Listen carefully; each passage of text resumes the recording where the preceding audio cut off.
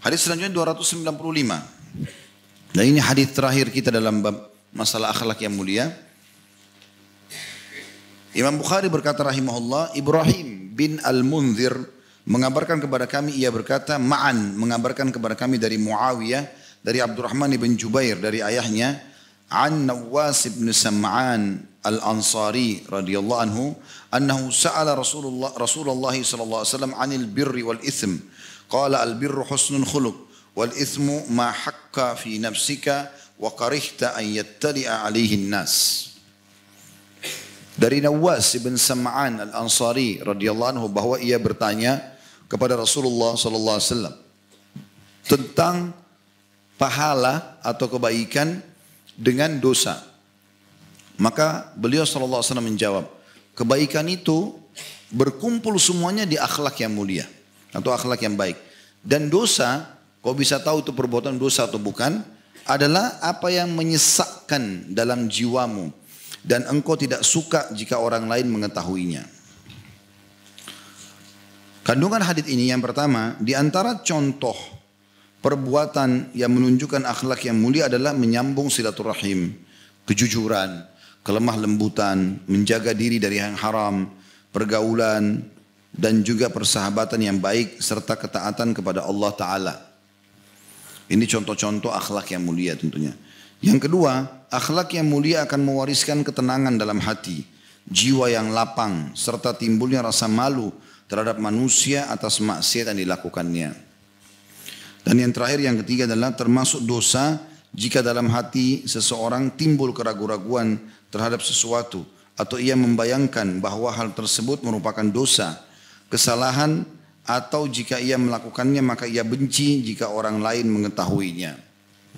Sebelum saya jauh menjelaskan, khusus bab bakhil 139 sudah kita paparkan ya.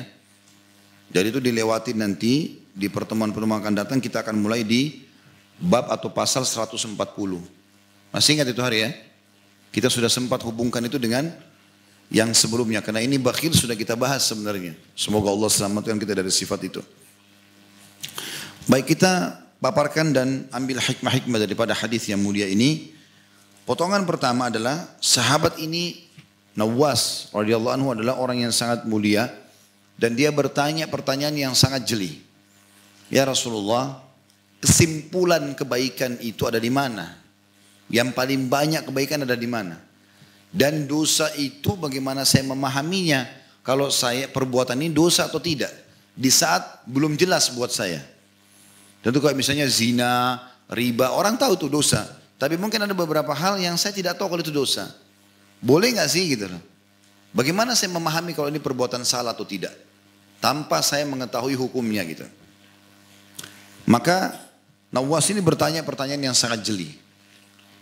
Ini pelajaran pertama, bagaimana jelinya seorang sahabat bertanya. Dan bolehnya seseorang bertanya ya, hal-hal yang dia butuhkan.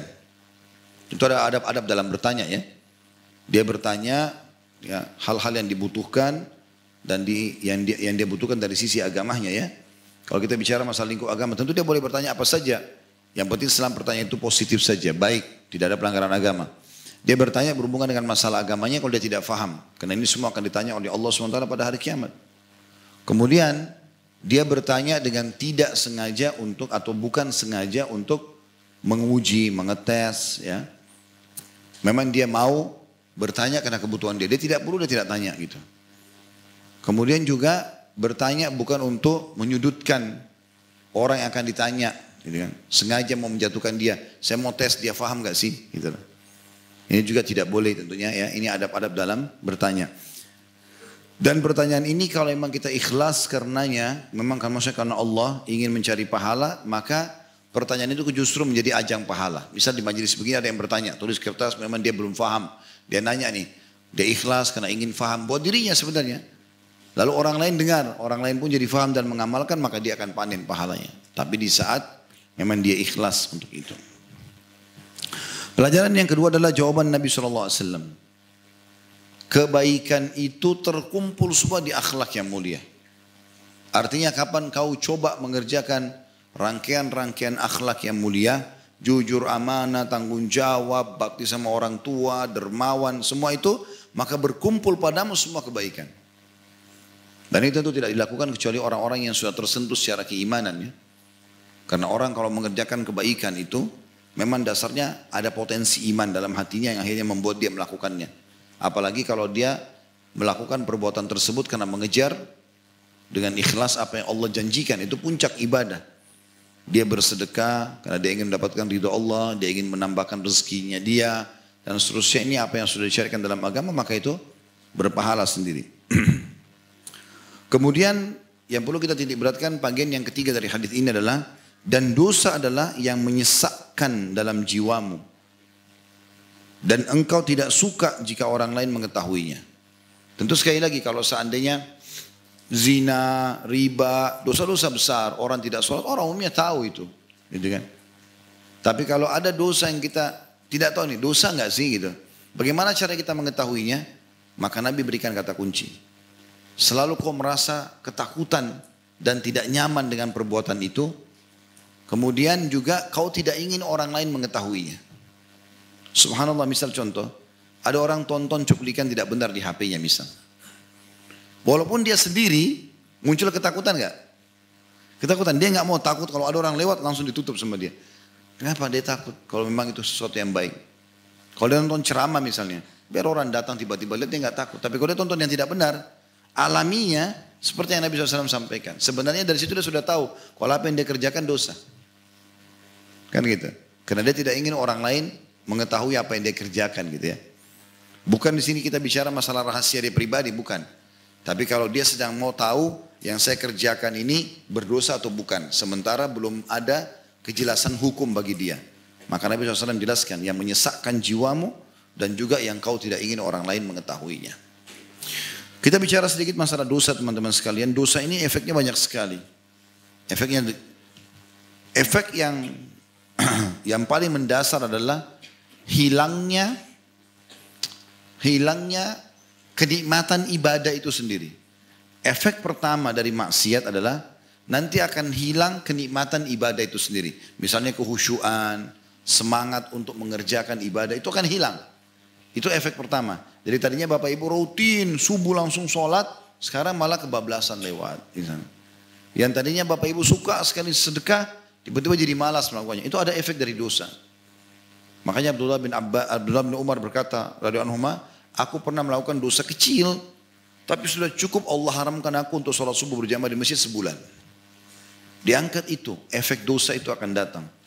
Ada kajian bedah buku, 2 buku yang kami bedah, berhubungan dengan masalah khusus tazkiyatun nafs, pensucian jiwa, yang berhubungan dengan masalah efek-efek maksiat.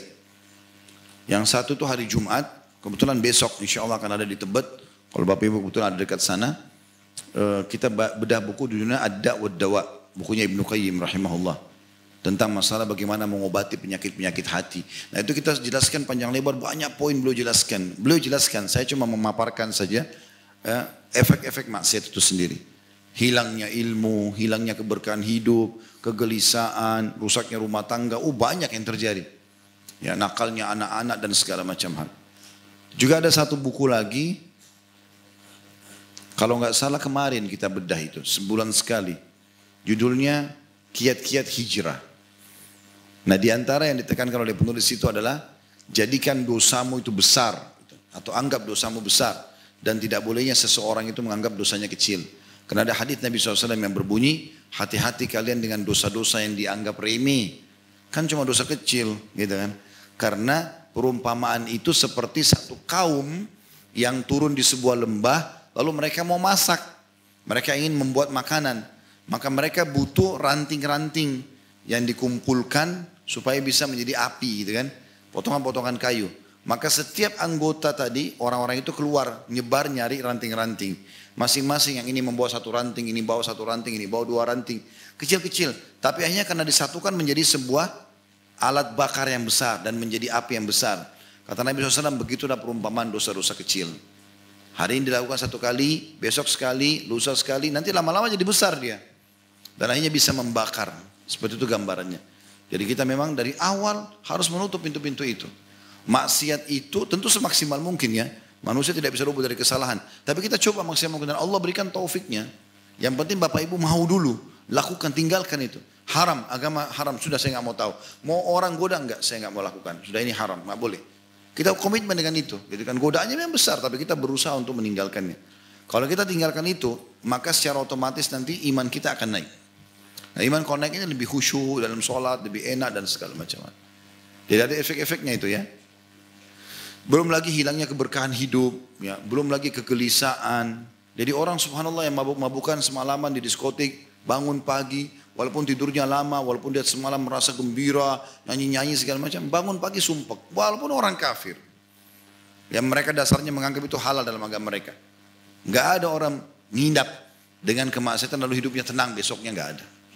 Bahkan sebenarnya kata Nabi SAW, kalau manusia tidur diikat oleh 3 ikatan oleh syaitan. Kalau dia bangun, dia berzikir kepada Allah, baca zikir bangun tidur, dilepas 1 ikatan. Kalau dia wudu, terlepas ikatan kedua. Kalau dia sholat, terlepas ikatan ketiga. Dan kau akan temui orang itu paling bahagia pada hari itu. Kata kunci kebahagiaan di situ. Kita biar tidur cuma 2 jam, 3 jam teman-teman. Berapa kali saya praktekin itu subhanallah.